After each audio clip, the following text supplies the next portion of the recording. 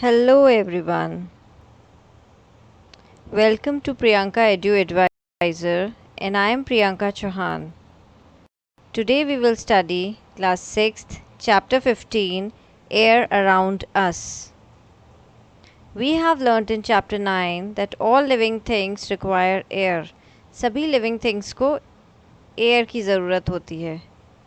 But have you ever seen air? क्या आपने कभी एयर देखी है? आपने कभी एयर देखी नहीं, पर आपने एयर फील करी होगी, एयर की प्रेजेंस फील करी होगी.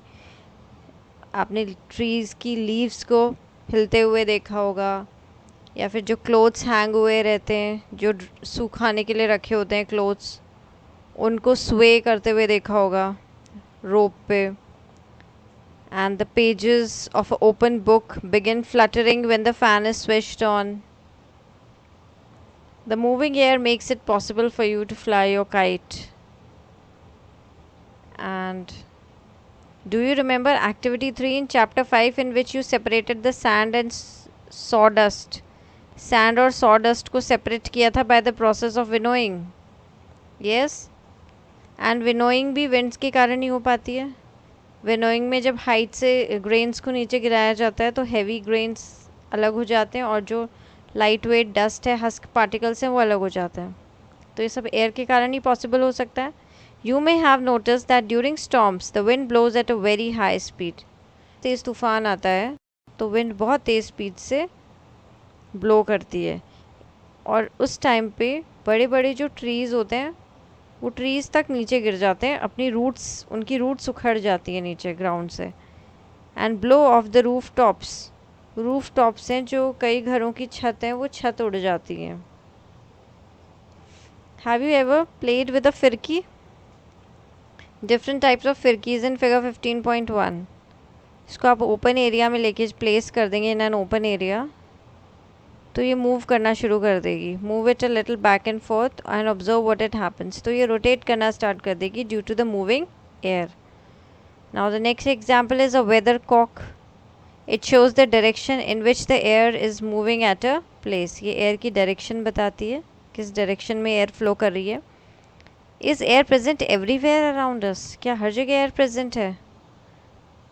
Close your fist. अपनी मुट्ठी बंद कीजिए. What do you have in it? Nothing? Try the following activity to find out. एक empty bottle लेनी है आपको. Is it really empty? एक खाली बॉटल क्या रियली एम्प्टी है? नहीं, उसके अंदर एयर प्रेजेंट है. आप उसको turn it upside down. Is something inside it now? उसको टर्न कर देते हैं. जैसे ये एक्सपेरिमेंट है, इस एक्सपेरिमेंट में इस बॉटल को ऐसे अपसाइड डाउन उल्टा करके इसको वाटर के टम्बलर में डाल दिया, तो इसमें वाटर अंदर नहीं जा रहा है इसमें वाटर, क्योंकि इसमें एयर प्रेजेंट है. जब हम इस बॉटल को थोड़ा सा टिल्ट कर देंगे तो यहाँ से बबल्स निकलने स्टार्ट हो जाएंगे बाहर. दैट मीन्स बबल्स, ये किसके बबल्स हैं? ये एयर के बबल्स हैं. तो ये जो एयर है ये बबल्स की फॉर्म में बाहर निकल रही है. अब ये बॉटल एम्प्टी हो गई है, अब इसके अंदर वाटर एंटर कर रहा है. यहाँ पे वाटर एंटर नहीं कर रहा था क्योंकि यहाँ पे एयर थी अंदर. जब हमने टिल्ट किया तो एयर बाहर निकली और वाटर अंदर चला गया. जब ये एम्प्टी हुई तो वाटर अंदर चला गया.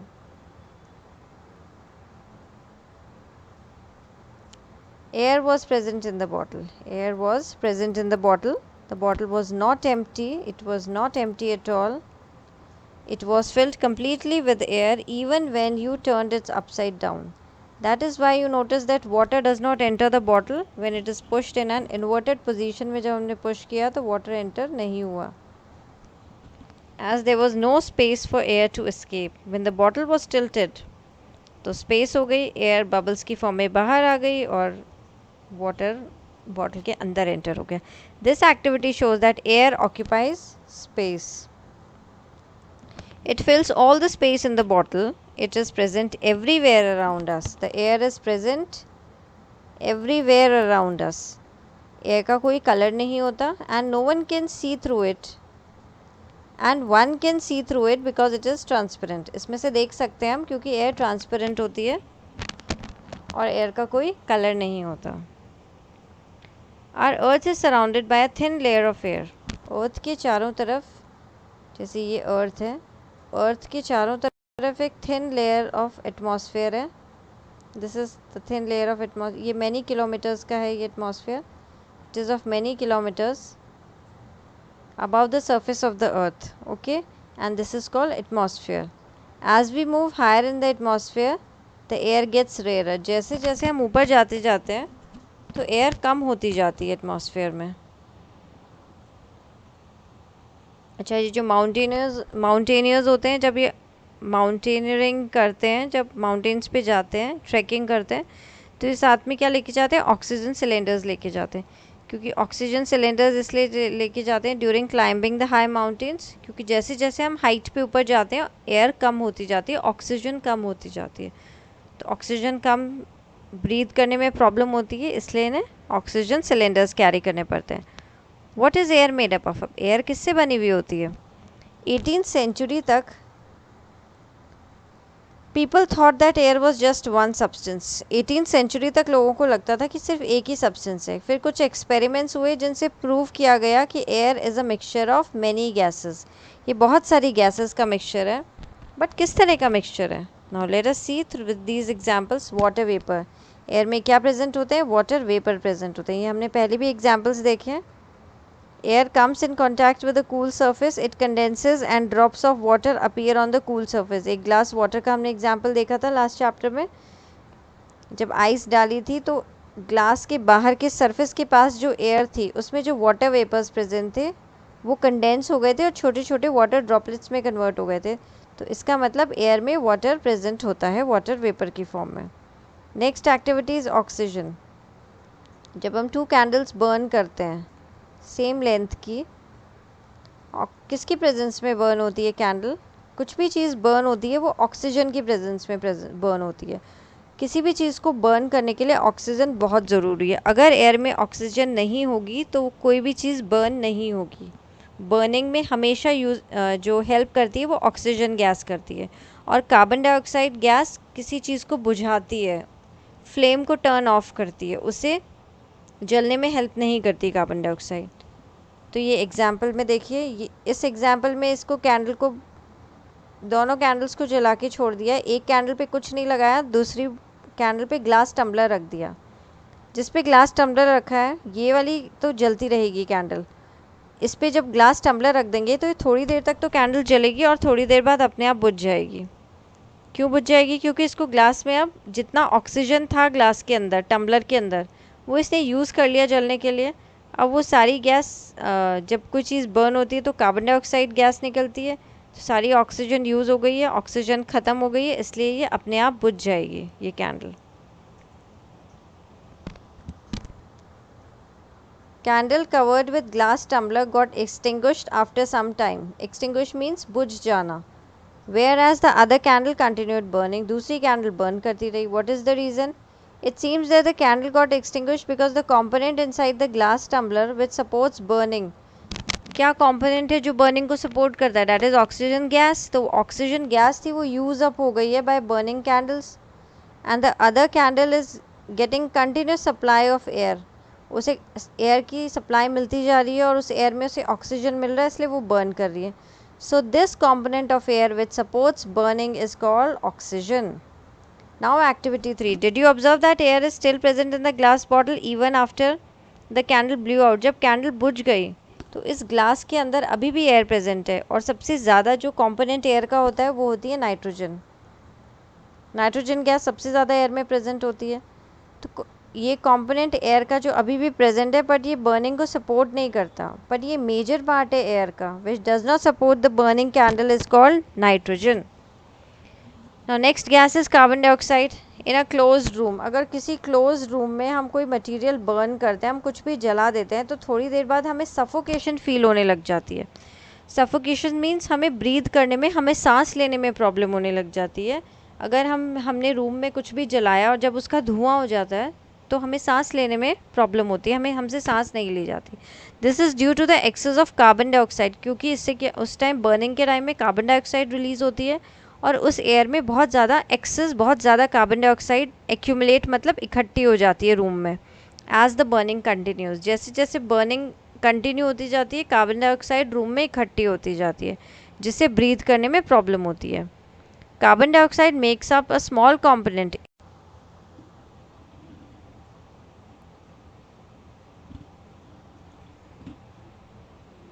Small component of the air around us. Plants and animals consume oxygen for respiration and produce carbon dioxide.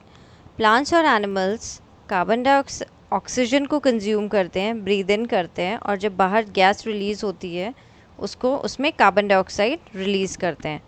Plants and animals matter also consume oxygen on burning. जब भी किसी प्लांट या एनिमल मैटर को burn किया जाएगा, जलाया जाएगा, तो ऑक्सीजन की रिक्वायरमेंट होगी, तो ऑक्सीजन यूज़ होगी और कार्बन डाइऑक्साइड उस टाइम दूसरी गैसेस के साथ प्रोड्यूस होगी. So it is advisable not to burn dry leaves and discarded remains of the crop which pollute our surroundings.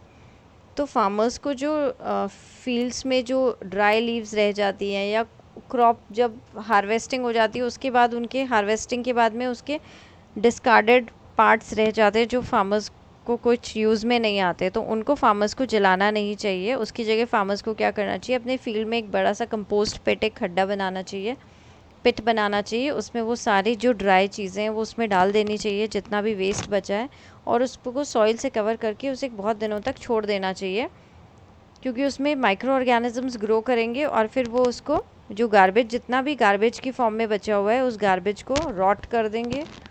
उसको माइक्रो ऑर्गेनिजम्स उसको डीकम्पोज कर देंगे और डीकम्पोज करके मैन्योर बना देंगे, जिससे फार्मर अपने फील्ड में यूज़ कर सकता है. Dust and smoke. The burning of fuel also produces smoke. जब फ्यूल को बर्न किया जाता है तो स्मोक निकलता है, धुआं निकलता है. Smoke contains few gases. उसमें कुछ गैसेस होती हैं स्मोक में, कुछ फाइन डस्ट पार्टिकल्स होते हैं और वो हार्मफुल होते हैं हमारे लिए. इसलिए जो फैक्ट्रीज़ की जो चिमनीज़ होती हैं वो बहुत लंबी होती हैं, बहुत ऊपर जाके, जिससे कि वो हार्मफुल स्मोक हैं, जो गैसेस हैं, वो हमारे आसपास एनवायरनमेंट में ना रहें, वो बहुत ऊपर हाइट पे जाके रिलीज़ हो जाएं स्मोक. बट हाइट पे जो बर्ड्स फ्लाइंग, जो बर्ड्स वहाँ उड़ती हैं, it brings it closer to the birds flying up in the sky and the dust particles are always present in there. dust particles हमेशा एयर में प्रेजेंट होते हैं. ये आप सबने नोटिस भी किया होगा. एक डार्क रूम में अगर कहीं से एक होल में से अगर सनलाइट अंदर आ रही होती है तो उसके अंदर आपने बहुत सारे ऐसे डांसिंग पार्टिकल्स देखे होंगे इस तरह से. ये डार्क रूम है, एक होल में से सनलाइट जब अंदर आती है तो ये जो सनलाइट की जो बीम अंदर आ रही है यहाँ पे, इसके अंदर बहुत छोटे छोटे ऐसे डांस करते हुए पार्टिकल्स दिखते हैं. तो ये जो डांसिंग पार्टिकल्स होते हैं ये डस्ट होती है. Now during winters you might have observe similar beam of sunlight filter through the trees. आपने ये विंटर्स में ट्रीज़ से भी देखा होगा कि ट्रीज़ में से भी जब ये ऐसी सनरेज निकलती हैं तो ये डस्ट पार्टिकल्स ऐसे डांस करते हुए दिखाई देते हैं उसके अंदर. This shows that the air also contains dust particles. Air के अंदर डस्ट पार्टिकल्स प्रेजेंट होते हैं. And the presence of dust particles in air varies from time to time and from place to place. ये vary करता है, ये depend करता है टाइम टू टाइम. अगर एयर में ज़्यादा पोल्यूशन होता है, डस्ट पार्टिकल्स ज़्यादा होते हैं, तो वो ज़्यादा एयर में प्रेजेंट होते हैं. और ये हर प्लेस टू प्लेस भी ये वेरी करता है, डिफ़र करता है. We inhale air when we breathe through our nostrils. Nostrils, जब हम नॉस्ट्रल से अपनी नोज़ का जो पार्ट जहाँ से हम एयर को अंदर ब्रीथ करते हैं, इनहेल करते हैं, उसको नॉस्ट्रल बोलते हैं. तो जब हम इनहेल करते हैं नॉस्ट्रल से एयर, तो वहाँ पे हमारे नोज़ के अंदर फाइन हेयर्स और म्यूकस प्रेजेंट होता है. म्यूकस ऐसा स्लाइमी सा होता है, वो अंदर नोज़ के अंदर जो प्रेजेंट होता है, और छोटे छोटे हेयर्स होती हैं. क्या करती हैं ये, नोज़ के अंदर एयर जो हम ब्रीथ करते हैं उसको फ़िल्टर करती है. तो जो डस्ट पार्टिकल्स होते हैं वो डस्ट पार्टिकल्स फाइन हेयर्स के अंदर रह जाते हैं, स्टिक हो जाते हैं, या जो म्यूकस होता है अंदर वो म्यूकस पे चिपक जाते हैं. इससे क्या होता है, हमारी लंग्स तक, हमारे अंदर जो रेस्पिरेटरी ऑर्गन्स है हमारे रेस्पिरेटरी सिस्टम के, वहाँ तक ये डस्ट पार्टिकल्स अंदर नहीं जा पाते. तो क्लीन एयर अंदर जाती है और ये हमारी नोज़ के नॉस्ट्रल्स के हेयर्स में और म्यूकस में स्टिक हो जाती है ये dust. Do you recall being scolded by your parents.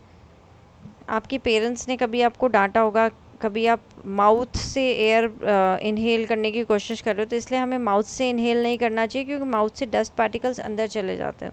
तो we must always inhale through our nostrils, because the harmful dust particles में एंटर योर बॉडी. अगर आप माउथ से एयर को इनहेल करोगे या मुंह से सांस लेने की कोशिश करोगे तो. We may conclude that the air contains some gases water vapour.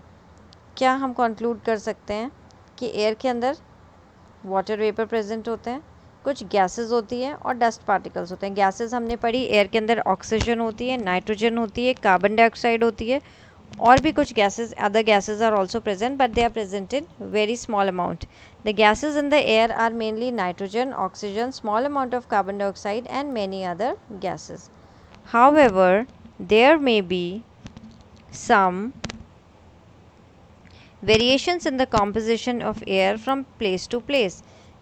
अलग अलग जगह पे या प्लेसेस पे एयर के कॉम्पोजिशन में थोड़ा बहुत वेरिएशन हो सकता है, बट मेनली जो कॉम्पोजिशन ऑफ एयर है वो नाइट्रोजन है सबसे ज़्यादा, उसके बाद ऑक्सीजन है और कार्बन डाइऑक्साइड और water vapours and other gases. This is the composition of air. We see that the air contains mostly nitrogen and oxygen. In fact, ये जो दो गैसेज हैं मिलके 99% ऑफ द एयर बनाती हैं, नाइट्रोजन एंड ऑक्सीजन, और remaining 1% जो है वो कार्बन डाइऑक्साइड है और अदर गैसेज हैं और वाटर वेपर है. Now, how does oxygen become available to animals and plants living in water and soil? जो एनिमल्स और प्लांट्स वाटर के अंदर रहते हैं या सॉइल के अंदर रहते हैं उन्हें ऑक्सीजन कैसे मिलती है? बहुत सिंपल है. ऑक्सीजन जो है ये डिज़ोल्व हो जाती है वाटर में. तो डिज़ोल्व ऑक्सीजन जो वाटर के अंदर प्रेजेंट होती है, जो प्लांट्स होते हैं और जो एनिमल्स होते हैं उस डिज़ोल्व ऑक्सीजन को यूज़ करते हैं ब्रीदिंग के लिए. इसको हम एक छोटे से एग्जांपल से देख सकते हैं. आप कभी भी एक कंटेनर में लेके वाटर को बर्न करना, जब भी आप उसे बर्न करोगे धीरे धीरे वो वाटर बॉईल होने लगेगा तो उसमें छोटे छोटे बबल्स आपको दिखाई देंगे वाटर में. वो छोटे छोटे बबल्स गैस ऑक्सीजन के होते हैं, गैस के होते हैं. तो वो ऑक्सीजन गैस जो वाटर में डिज़ोल्व होती है वो छोटे छोटे बबल्स उस टाइम बाहर रिलीज़ हो रहे होते हैं जब हम उसे हीट करते हैं. तो this activity shows that the bubbles that come from the air dissolved in water and when you heat the water to begin with the air dissolve in it escapes. वो बाहर निकल जाती है और जैसे जैसे आप कंटिन्यू करते रहोगे वाटर को बर्न करना, वाटर को बॉईल करना, ये पूरा खुद वाटर वेपर में कन्वर्ट हो जाएगा. पूरा वाटर धीरे धीरे वाटर वेपर में कन्वर्ट हो जाए. तो जो ऑर्गेनिजम्स हैं जो सॉइल के अंदर रहते हैं उनको भी ऑक्सीजन चाहिए होती है, तो वो कैसे रेस्पायर करते हैं. और जो एनिमल्स वाटर के अंदर रहते हैं वो तो ये डिज़ोल्व ऑक्सीजन यूज़ कर लेते हैं. अब जो सॉइल में रहते हैं वो कैसे यूज़ करते हैं, इसके लिए भी आप एक एक्टिविटी करेंगे. एक लंप लेना है ड्राई सॉइल का, बीकर में डालना है, उसमें थोड़ा सा वाटर ऐड करना है. जैसे ही हम उसमें वाटर ऐड करेंगे उसमें से भी बबल्स बाहर आने लग जाएंगे सॉइल में से. इसका मतलब सॉइल में भी ऑक्सीजन ट्रैप होती है. सॉइल पार्टिकल्स के बीच में स्पेस होती है और उस स्पेस में ऑक्सीजन और या एयर ट्रैप रहती है. So this bubbles indicates the presence of air in the soil. When the water is poured on the lump of soil it displaces. जैसे ही हमने वाटर डाला एक लंप पे, सॉइल के लंप पे, तो जो उसके अंदर एयर थी वो एयर बाहर निकल गई. एयर को डिस्प्लेस कर दिया, एयर को बाहर निकाल दिया और उसकी जगह वो भी वाटर चला गया उस सॉइल के अंदर. The organisms that live inside the soil and plant roots respire in this air. तो जो ऑर्गेनिजम्स सॉइल में रहते हैं वो ये वाली जो सॉइल के अंदर एयर प्रेजेंट होती है उससे ब्रीथ करते हैं और प्लांट्स रूट्स भी इसी से ब्रीथ करती हैं. A lot of बरोज.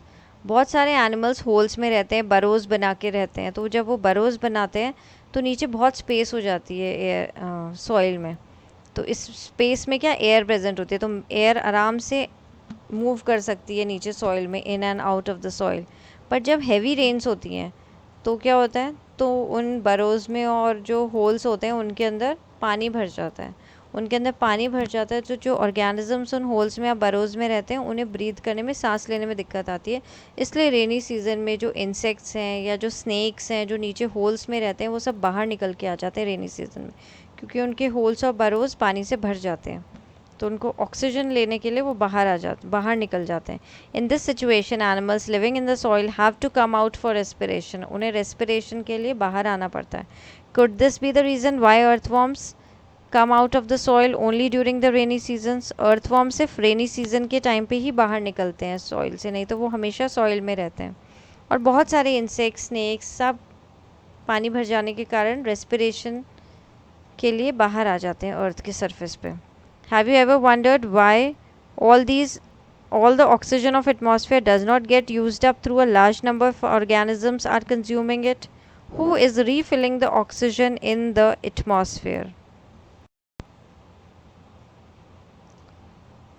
ये जो ऑक्सीजन जो यूज़ हो जाती है, ऑर्गेनिजम्स इसको यूज़ कर लेते हैं, ब्रीथ कर लेते हैं, तो ये वापस एटमॉस्फेयर में कैसे आती है, ये वापस रिप्लेस कैसे होती है ये ऑक्सीजन? तो हमने पहले फोटोसिंथेसिस पढ़ा था। फोटोसिंथेसिस के प्रोसेस में क्या होता है, प्लांट्स ऑक्सीजन को, कार्बन डाइऑक्साइड को लेते हैं, अंदर लेते हैं कार्बन डाइऑक्साइड को, ऑक्सीजन की सनलाइट की प्रेजेंस में और क्लोरोफिल की प्रेजेंस में फूड प्रिपेयर करते हैं in the form of starch, और साथ में एक और प्रोडक्ट रिलीज होता है, दैट इज़ ऑक्सीजन गैस। तो in this process plants make their own food and oxygen is produced along with it. Plants also consume, plants खुद भी ऑक्सीजन यूज़ करते हैं रेस्पिरेशन के लिए, वो खुद भी, उनको रेस्पिरेशन के लिए ऑक्सीजन चाहिए होती है, बट वो जितनी कंज्यूम करते हैं उससे बहुत ज़्यादा ऑक्सीजन बना के रिलीज़ करते हैं एटमॉस्फेयर में, इसलिए ऑक्सीजन ज़्यादा रिलीज़ होती है।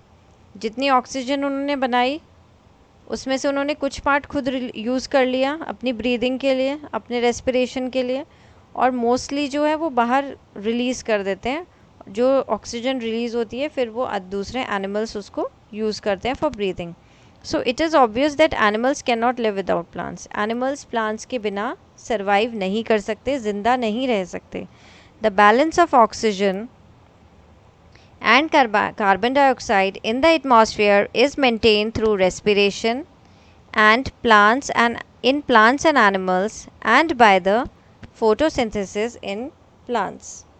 तो ये जो बैलेंस है ये रेस्पिरेशन और फोटोसिंथेसिस, इन दोनों में एक साइकिल चलती रहती है, ये दोनों एक दूसरे पे डिपेंडेंट है। This shows that interdependence of plants and animals, ये दूसरे पे एक दूसरे पे इंटरडिपेंडेंट है। एनिमल्स ऑक्सीजन लेते हैं जो प्लांट्स रिलीज़ करते हैं, वो ऑक्सीजन इनटेक करते हैं और क्या रिलीज़ करते हैं, कार्बन डाइऑक्साइड रिलीज़ करते हैं। प्लांट्स को क्या चाहिए होती है फोटोसिंथेसिस के लिए, कार्बन डाइऑक्साइड, तो ये कार्बन डाइऑक्साइड अब प्लांट्स यूज़ करते हैं और प्लांट्स फिर ऑक्सीजन रिलीज़ करते हैं, तो दोनों एक दूसरे पे डिपेंडेंट है। We can now appreciate how important air is for life on earth. Are there any other uses of air? Air के कोई और यूजेस हैं? सबसे पहला यूज़ तो है कि we can not survive without air on this earth. क्या और भी कुछ यूजेस हैं? आप लोगों ने विंड मिल देखी होगी, ये जो विंड मिल है, ये जो रोटेट करती है विंड मिल, ये विंड की हेल्प से ही रोटेट कर सकती है। और ये विंड मिल किस किस काम में आती है? ये ट्यूबवेल से वाटर को निकालने में काम आती है, या फिर टू रन फ्लोर मिल्स जो आटे की चक्की होती है उसको चलाने के काम आती हैं। विंड मिल्स जो हैं ये इलेक्ट्रिसिटी जनरेट करने में हेल्प करती हैं। Air helps in the movements of selling yacht, जो यॉट्स होती हैं उनको सेल करने में हेल्प करती है। और gliders, parachutes, aeroplanes, birds, bats and insects, ये सब एयर में ही फ्लाई कर पाते हैं। They can fly due to the presence of air. और एयर किस में हेल्प करती हैं? डिस्पर्सल ऑफ सीड्स को हवा के साथ उड़ा के ले जाती हैं सीड्स को, और पोलन ग्रेन्स को, जिससे वो जहाँ पे भी लैंड पे जाके गिरते हैं वहाँ पे और प्लांट्स ग्रो कर पाते हैं। तो air also plays an important role in the water cycle. Water cycle में भी बहुत इंपॉर्टेंट रोल प्ले करती है, जिससे रेनफॉल आती है अर्थ पे वाटर साइकिल से। तो keywords of the chapter and now the summary of the chapter. Air is found everywhere, हर जगह एयर प्रेजेंट है। एयर को हम देख नहीं सकते बट हम एयर को फील कर सकते हैं। Air in motion is called wind. Air occupy space, air space occupy करती हैं। आप जिस रूम में बैठे होंगे उस रूम में आपको लग रहा होगा वो खाली रूम है, वो खाली रूम है, बट वो खाली नहीं है, वो पूरा रूम एयर से भरा हुआ है, वो एयर से फिल हुआ है, तभी आप उस रूम में बैठ के ब्रीथ कर पा रहे हैं, आप सांस ले पा रहे हैं उस रूम में बैठ के। तो air is a mixture of gases. कौन कौन सी गैसेस हैं? Nitrogen, oxygen, carbon dioxide, water vapour and few other gases. Some dust particles में ऑल्सो, कुछ डस्ट पार्टिकल्स भी प्रेजेंट होते हैं। अच्छा, बर्निंग लिविंग ऑर्गेनिजम्स को मतलब कौन सी गैस सपोर्ट करती है? ऑक्सीजन सपोर्ट करती है। बर्निंग को कौन सी गैस सपोर्ट करती है? ऑक्सीजन सपोर्ट करती है। एयर के चारों तरफ, अर्थ के चारों तरफ एक एयर का एनवलप होता है जिसे एटमॉस्फेयर कहते हैं। Atmosphere is very essential for life on earth. Air के कारण ही अर्थ पे लाइफ पॉसिबल है, एयर वाटर के कारण। एक्वाटिक एनिमल्स कौन सी एयर यूज़ करते हैं? जो वाटर के अंदर डिज़ोल्व एयर होती है वो यूज़ करते हैं फॉर रेस्पिरेशन। ऐसे ही जो सॉइल में जो एनिमल्स रहते हैं वो सॉइल के अंदर जो एयर प्रेजेंट होती है वो यूज़ करते हैं। और प्लांट्स और एनिमल्स एक दूसरे पे डिपेंडेंट होते हैं और ये एक्सचेंज करते हैं oxygen and carbon dioxide from air. So I hope this video will be useful to you. Please like the video, share it with your friends and subscribe the channel if you have not subscribed. Please press the bell button and you will get the notification whenever I'll upload the video. So keep studying, work hard, and if you have any comments you can ask in the comment section. I'll definitely answer your queries. Till then, see you in the next video. Till then, bye bye, take care and thank you.